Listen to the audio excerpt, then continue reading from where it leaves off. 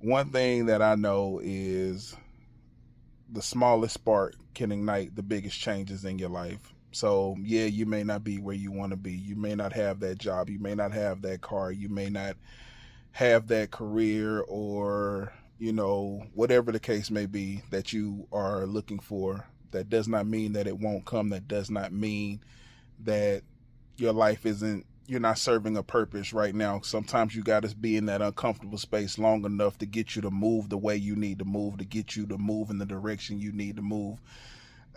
I know from experience that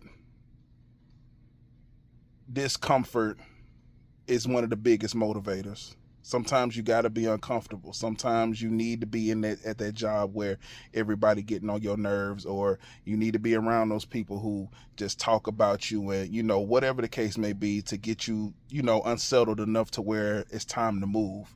It's time to venture off. It's time to get out of that box, outside of that comfort zone that you've been in.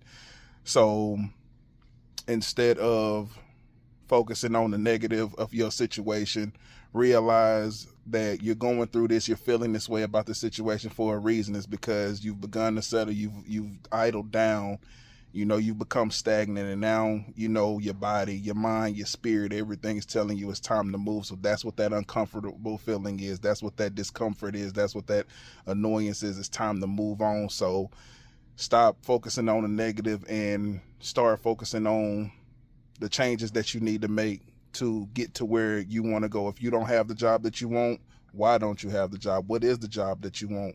Are you applying? Are you doing the things that you need to be doing to get to where you need to be?